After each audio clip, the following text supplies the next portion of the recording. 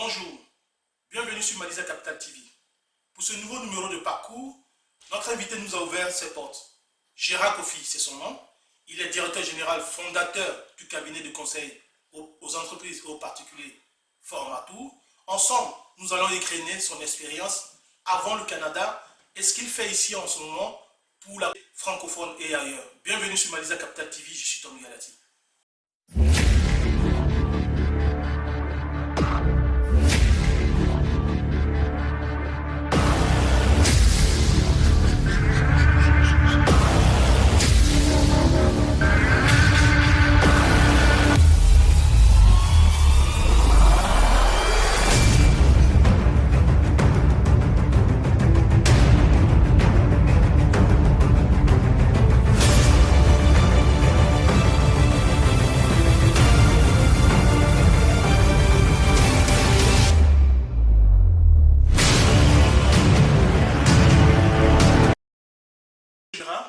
Bonjour Tom. Merci encore de nous recevoir chez toi à la maison.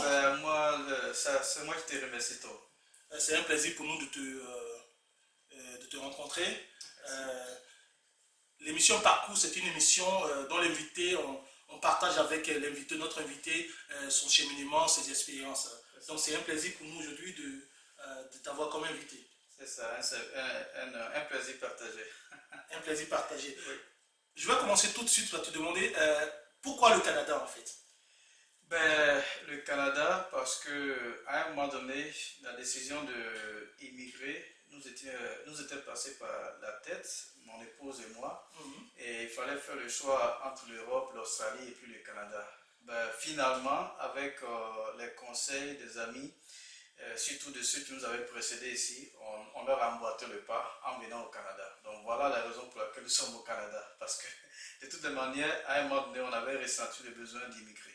Voilà. C'était des arguments comme quoi, par exemple, il y a une stabilité au Canada ou il n'y a plus d'opportunités? Oui, la stabilité et surtout les opportunités d'affaires. Les opportunités d'affaires et l'intégration qu'offre la société canadienne. Donc je pense que ça a vraiment joué un grand poids dans notre décision de venir au Canada. D'accord. Tu as dit tout à l'heure les opportunités d'affaires. Et toi qui es d'origine francophone, les francophones, les Africains francophones, quand ils arrivent ici, ils demandent de l'emploi, et ce qui est normal d'ailleurs parce qu'ils sont qualifiés. Tout à fait. Mais toi, tu ne l'as pas fait, tu t'es lancé dans l'entrepreneuriat. C'est ça. Tu en avais, je vais dire, la capacité avant, ou c'est arrivé au Canada, tu te rends compte qu'il y a des opportunités, comme tu l'as dit. Comment ça s'est passé en fait? En fait, je dirais que la fibre entrepreneuriale, c'est quelque chose que j'avais quand même déjà. Parce qu'il ne faut pas l'oublier, je viens de la Côte d'Ivoire et par exemple, la première filière d'enseignement supérieur en intelligence économique, c'est une filière qui a été montée par moi, par exemple. Donc, aujourd'hui, si vous allez en Côte d'Ivoire et que vous allez à l'école de commerce et de gestion, vous demandez le master intelligence économique, on va vous dire le fondateur de la filière, c'est bien moi. Et même dans mon plus jeune âge, puisque moi j'ai fait le lycée technique, donc je me suis tout de suite frotté à la chimie, etc. Donc déjà je connaissais la formule chimique de l'eau de javel, du savon, du shampoing, beaucoup de choses de ce genre. Et moi déjà, étant au lycée, je fabriquais déjà de l'eau de javel, je fabriquais du savon liquide que je vendais aux différents commerçants. Si vous connaissez Abidjan, je vendais ça aux différents commerçants de shawarma et autres pour pouvoir nettoyer leur établissement. Donc c'est des choses qu'on a faites. Je crois que l'ensemble de tout ça nous a préparés au monde des affaires une fois rendus au Canada. Donc c'est impressionnant. Tu parles de la filière technique. Oui. C'est connu que dans les pays francophones, quand on fait une filière technique, on embrasse d'autres carrières. Et comment ça se fait?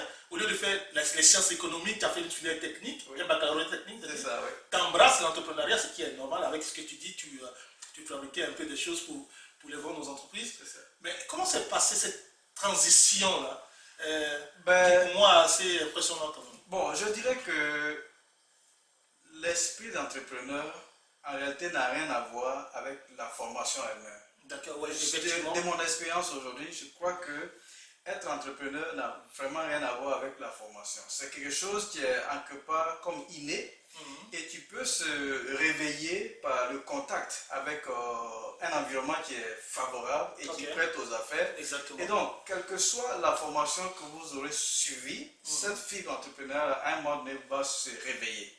Donc moi, ayant fait une formation de base technique, j'aurais pu terminer comme technicien travaillant dans un laboratoire, faire des analyses, etc. Mais mes études supérieures m'ont ouvert l'esprit sous d'autres cieux, sous d'autres façons de voir les choses. Et en même temps, mon bagage technique, plus mon bagage académique des autres sciences, tout ça aujourd'hui m'aide dans mes affaires. Ok, dans tes affaires. Donc tu décides de venir avec ta famille, toute ta famille, tu sautes le pas un peu dans l'inconnu. Même quand bien même on a des informations de par des contacts qui sont ici au Canada. Oui. Et quand on arrive au Canada, aujourd'hui si c'était à refaire le Canada, oui. tu viendrais au Canada? Non, si c'était à refaire, j'allais le faire même 10 000 fois. Honnêtement. 10 000, non, honnêtement. Parce que là, aujourd'hui quand même, je veux dire, pour le niveau, là où je suis arrivé, quoique j'estime que je n'ai pas encore atteint mon objectif en termes de développement personnel, aussi en termes de développement des affaires. Mais pour le peu de temps que j'ai, le peu de réalisations que j'ai pu accomplir dans ce pays-là, je dirais que si c'était à refaire, j'allais le refaire. Parce que le Canada est un pays qui est très favorable aux affaires. Et comme moi déjà, comme je vous l'ai dit, très tôt, la fibre entrepreneuriale bouillait en moi. Donc un environnement comme celui-ci, naturellement, c'est celui qu'il me fallait. Et donc si c'était une démarche à refaire, j'allais naturellement la refaire, puisque là, je tombe comme dans mon milieu naturel, où je peux vraiment évoluer dans ce que j'aime faire le mieux. D'accord, ok, les affaires.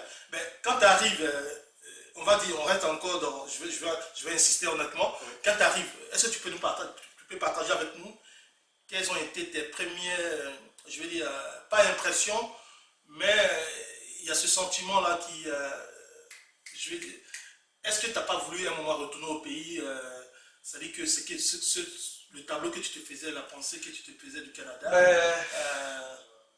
oui, quelque part oui, mais c'était quelque chose qui était à une dose très faible.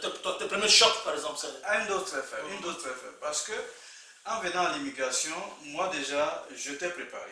Je t'ai préparé parce que je vais à l'inconnu. Je ne sais pas réellement ce qui se passe là. Je laisse un boulot confortable que j'avais en Côte d'Ivoire et j'avais quand même une situation assez confortable en Côte d'Ivoire, je peux le dire. Donc en allant à l'immigration, je sais que je vais dans l'inconnu. Donc déjà, je suis prêt dans l'esprit. Ça peut se passer bien comme se passer mal. Le premier ressentiment, c'est bien sûr la famille, les amis que tu perds tout de suite, que tu n'as plus ici au Canada, et tu dois reconstituer ce monde-là. Donc je crois que dans un premier temps, c'est ce qui a été un peu la difficulté. Mais après, une fois qu'on a pu trouver nos marques, on a pu rencontrer d'autres personnes, on a pu faire d'autres contacts, c'est quelque chose qui progressivement s'est éteint en fait. Donc aujourd'hui, je ne peux pas dire que c'est pour ça que je vous ai dit au départ à une dose moindre. Okay. À une dose moindre. Puisque j'étais déjà mentalement préparé à cet esprit d'aventure. On va à l'immigration, c'est l'aventure, donc on oublie tout et on avance. Toronto fut la première destination ou c'était... Absolument, absolument. Moi, depuis le début, je savais que j'allais atterrir à Toronto pour juste une simple raison. Je ne suis pas allé dans la partie francophone du Canada parce que moi déjà, j'ai un background francophone, je parle français, donc je m'étais dit ce ne serait pas avantageux pour moi d'aller dans une partie francophone du Canada où j'allais compétir avec tous les francophones du Canada qui sont dans cette partie-là. Je préférais plutôt venir en anglophone où j'ai pu apprendre l'anglais et ayant l'anglais aujourd'hui avec moi plus de français et surtout pour moi qui suis dans les affaires, ça me donne plus d'opportunités. Apprendre l'anglais et ayant l'anglais aujourd'hui avec moi plus de français et surtout pour moi qui suis dans les affaires, ça me donne plus d'opportunités. Aujourd'hui, grâce à l'anglais, j'ai des contacts de l'Australie, j'ai des contacts des États-Unis, j'ai des contacts de partout le monde. Donc aussi bien dans le monde francophone que dans le monde anglophone.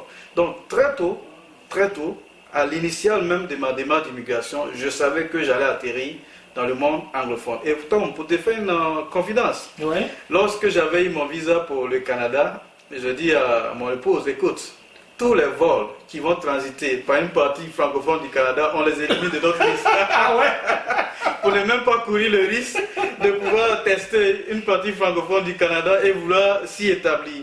Donc tous les vols qui transitaient par Montréal et consorts, j'ai supprimé de ma liste. Et donc j'ai pris un vol à Abidjan, direct, passant par Turquie bien sûr, et atterri à Toronto. Voilà. D'accord. Ça c'était tes plans.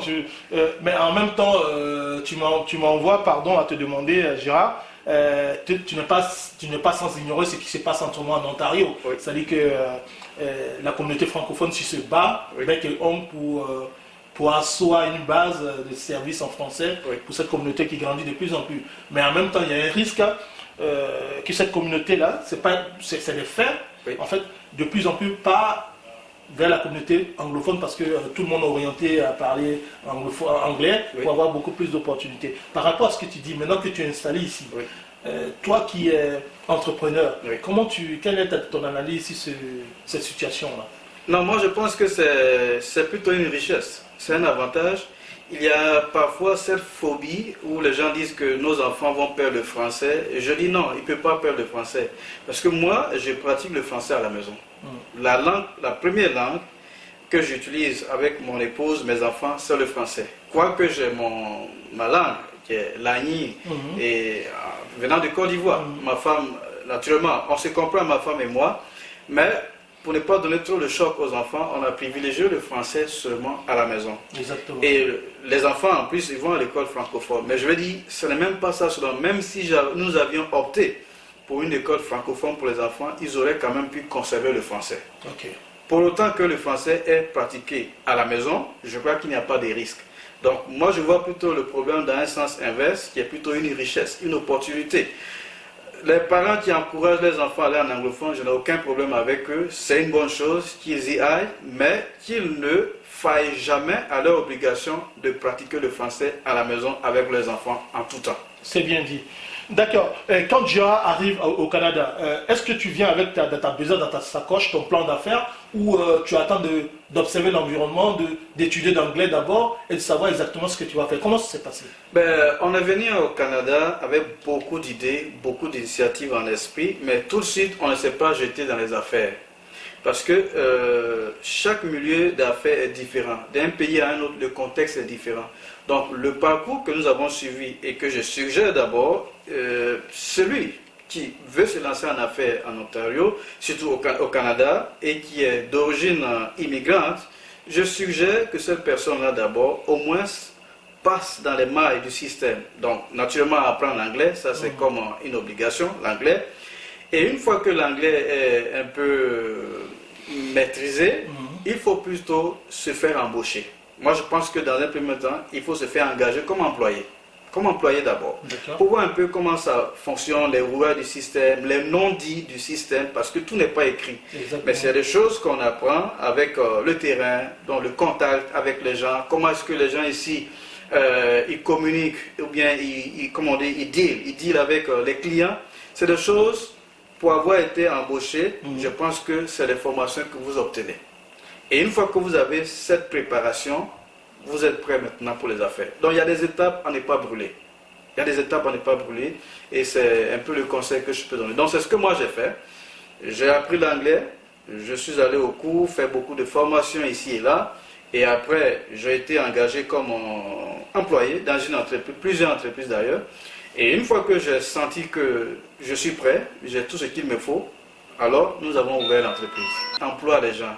Est-ce qu'ils sont différents des gens qu'ils emploient? Voilà la réflexion en fait.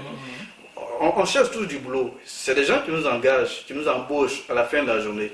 Mais quand on fait la réflexion, les gens qui nous embauchent, ils ont quoi de supérieur à nous? Ils sont aussi des êtres humains ou alors des gens un peu spéciaux que Dieu a créés et que ceux-là, ils peuvent juste embaucher les autres. Voilà un peu les idées qui me venaient à la tête. Et bien écoute, si je ne peux pas avoir ce poste, peut-être que moi-même je peux créer ce poste pour moi-même.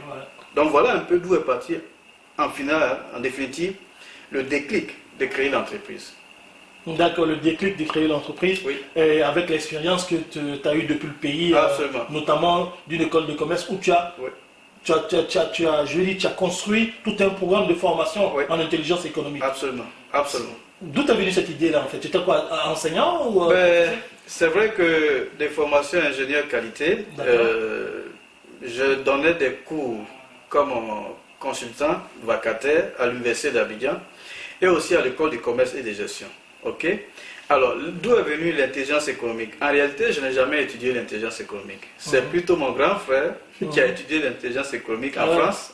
Lui, il est docteur en gestion. C'est lui qui a étudié l'intelligence économique.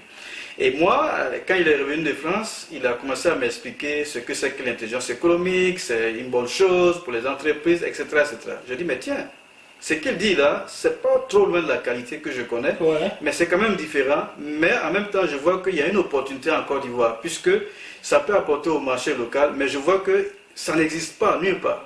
Donc moi, j'ai commencé à faire des recherches sur Internet, un peu de auto-formation moi-même, en intelligence économique. Donc j'ai fait de l'auto-formation, j'ai lu des bouquins, et j'ai commencé à chercher un peu l'intelligence économique, ce que c'est, etc., etc. Et j'ai monté un programme, parce que si je suis seul à prêcher l'intelligence économique, ça ne va pas prendre.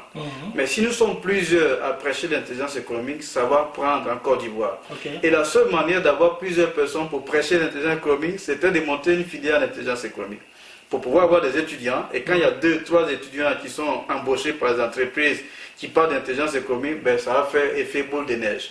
Donc j'ai monté le programme, je suis allé en France, à Toulouse, rencontrer un professeur qui était le doyen de la faculté d'intelligence économique à l'université de Toulouse 1. Donc je lui ai présenté mon projet, il a regardé, il m'a dit que le projet était très bon et que le contenu est bon. Et quand j'ai eu son quitus, ben, avec ma confiance, je suis venu en Côte d'Ivoire, aller négocier un partenariat avec l'école de commerce et de gestion. J'ai dit, ben, écoutez, voilà ce que je vais faire. Moi, je pense que ça peut être quelque chose qui peut apporter à la Côte d'Ivoire et même à votre école. Ils ont acheté l'idée et puis ben, on a hébergé la filière à l'école de commerce et de gestion. Aujourd'hui, nous sommes à, je crois, la 6e promotion de diplômés en intelligence économique en Côte d'Ivoire. C'est une grosse fierté pour toi. Hein? Oui, d'une certaine mesure, oui. On a été quand même pionnier dans ce domaine-là. Donc, si ça a pu apporter quelque chose à la Côte d'Ivoire, ben, tant mieux, tant mieux. D'accord. Donc, on arrive au Canada, tu essaies un peu dans la même veine d'implémenter la même chose ici avec Formatou, que tu décides de créer. Formatou qui est une entreprise de conseil aux entreprises, de conseil de formation aux entreprises et aux particuliers. C'est ça. Donc, raconte-nous ta petite histoire. Formatou, en réalité, Formatou, naturellement, comme tu l'as dit, une entreprise de formation et de conseil, dont nous aidons les entreprises à être certifiées sur les normes internationales. Donc ISO 9001, 27001, environnement, etc. Beaucoup de normes, même les normes en informatique, c'est ce que nous faisons. Et aussi on aide les particuliers qui souhaitent être certifiés dans leur domaine de compétences, on les forme ceux-là. Alors, d'où est-ce qu'est venue l'idée de Formatou? C'est à peu près la même chose. Moi j'ai rencontré un partenaire ici au Canada, un contact avec lequel j'étais en relation depuis même Abidjan. Depuis Abidjan. Et ce monsieur, pour être honnête, il m'a vraiment ouvert l'esprit un peu sur les affaires dans ce domaine-là. Donc c'est lui qui m'a un peu orienté, m'a donné les informations qu'il fallait. Et puis bon, ben, sentant le potentiel, on s'est jeté en affaires dans ce domaine-là. D'accord, donc tu te lances en affaires dans ce projet avec un autre partenaire. Et où est-ce qu'on est Formatou aujourd'hui? Je dirais, je ne suis pas forcément en affaire avec lui, mais lui, il m'a orienté. Il m'a donné les informations qu'il fallait pour pouvoir ouvrir une compagnie dans ce domaine d'activité spécifique. Voilà. Donc, Formatou Incorporated, aujourd'hui, nous avons ouvert l'entreprise depuis 2016. Donc, nous sommes dans notre 3e année. Enfin, on va bientôt dans notre 4e année. Pour les résultats que nous avons eus jusque-là, nous pensons que nous sommes sur la bonne pente. Nous sommes sur la bonne pente. Il y a encore beaucoup de défis à relever, beaucoup de challenges, mais c'est aussi la vie d'entrepreneur. Voilà. Ok. Je vais te passer un rôle de politicien. Ce n'est pas une émission politique, mais je te passe un rôle de politicien. Et toi, en tant qu'immigrant, tu es arrivé, tu es entrepreneur, tu as bâti quelque chose qui profite aujourd'hui à ton pays d'adoption, qui est le Canada, d'où tu vis, tu as des enfants, ou même tu as investi dans une maison, tu as acheté tout ça, donc tu vis ici, tu as plein pied dans le cas, ce qui est normal d'ailleurs. Donc en tant que politicien, avec ton expérience d'immigrant, si je te disais de nommer 3 ou 4 ou 2 ou 3 points à améliorer au Canada, pour rendre l'immigration, pour rendre la vie plus à l'aise pour tout le monde en fait, ce serait quoi? Ben, je crois que dans un premier temps, ce serait de revoir un peu les critères sur la base desquels le Canada fait venir les immigrants au Canada. D'accord?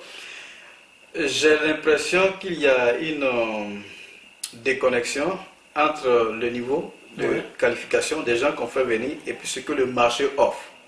D'accord. Voilà, j'ai l'impression qu'il y a une déconnexion. Le système n'est pas...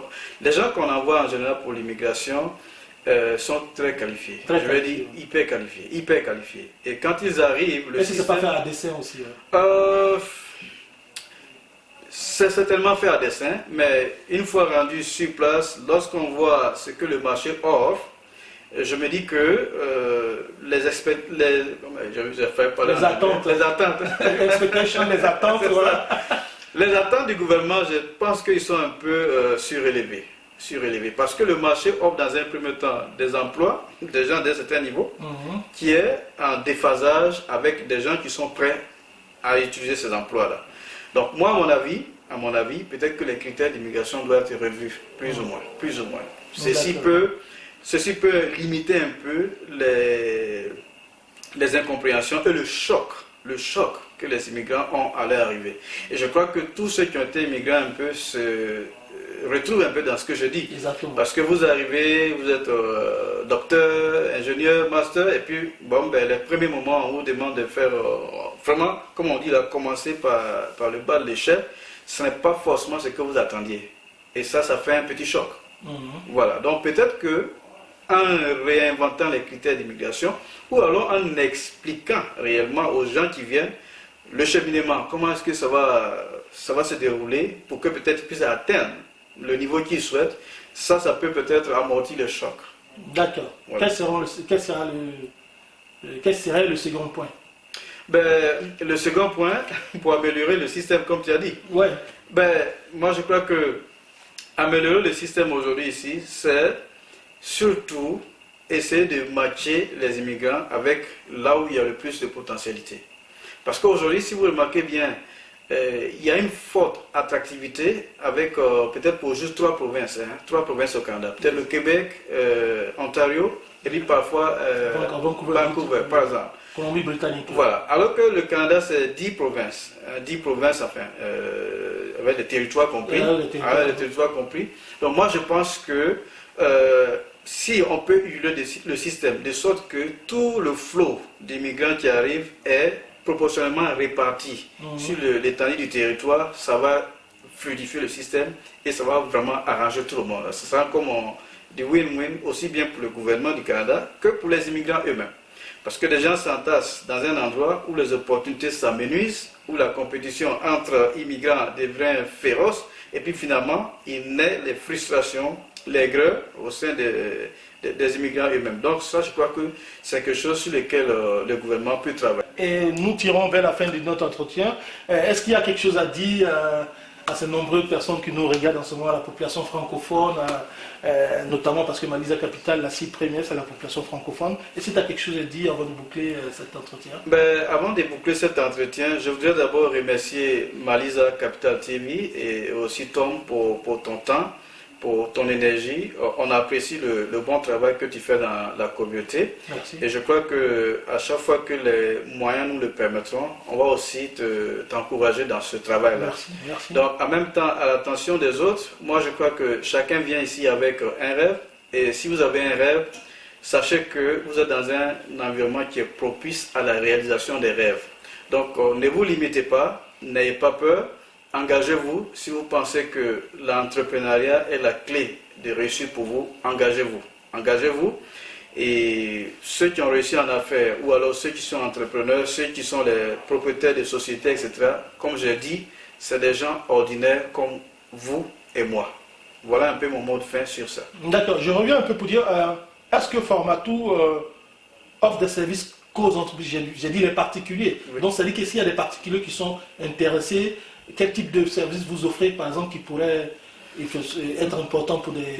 Nous formons les particuliers sur, par exemple, les formations de Lead Auditor, donc ISO 9001 Lead Auditor, ISO 27, pardon, je suis en train de parler en anglais maintenant, enfin ISO 27001 Lead Auditor, etc. Donc, on forme des Lead Auditors, des Lead Implementers, et aussi, on forme des gens même en développement personnel, simplement, notamment nos formations sur le leadership, le coaching, donc comment est-ce que diriger une équipe performante.